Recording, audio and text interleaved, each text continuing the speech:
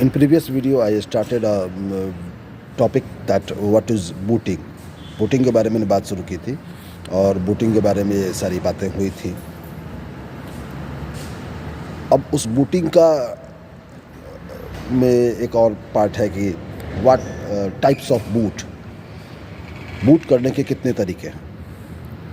कुछ लोग उसको hard boot and soft boot बोलते हैं और कुछ लोग cold boot and warm boot बोलते हैं।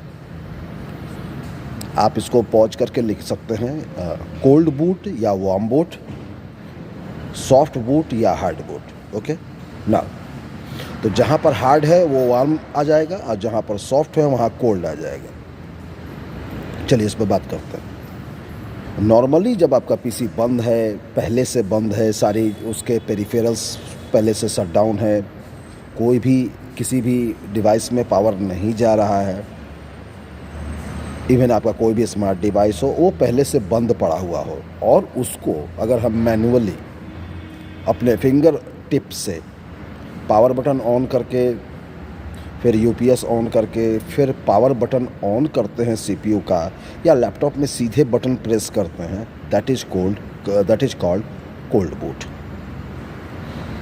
चूँकि कोल्ड का मतलब हुआ ठंडा, सॉफ्ट का मतलब मुलायम, तो ठंडा का मतलब है कि पहले से हमारा सिस्टम रेस्ट में था, कोई पावर उसमें नहीं जा रही थी, कोई प्रोसेसिंग हो नहीं रही थी, किसी भी तरह का फंक्शन नहीं हो रहा था, so that is called cold boot. Is it clear? तो कोल्ड बूट में नॉर्मली हम सीधे पीसी को या लैपटॉप को या एंड्रॉयड डिवाइसेस को सीधे अपने फिंगर टिप से ऑन करते हैं। अब आइए वार्म बूट। कई बार ये बात देखने को मिली है कि हमारा एंड्रॉयड डिवाइस या लैपटॉप या पीसी किसी खास प्रोग्राम में हैंग कर जाता है। What do you mean by hang?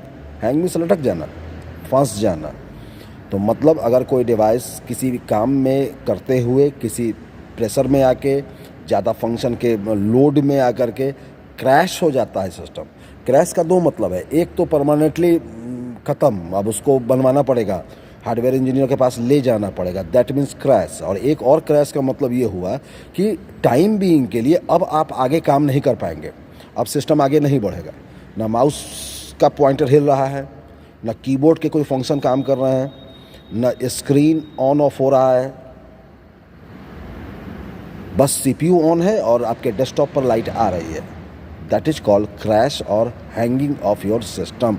Android में भी कई बार ऐसा होता है कि हम मूवी देख रहे हो तो हमने गेम लगा दिया, तो हमने कोई और एप्लीकेशन ओपन कर लिया, इन सब इस चीज़ों में हैंग हो जाता है।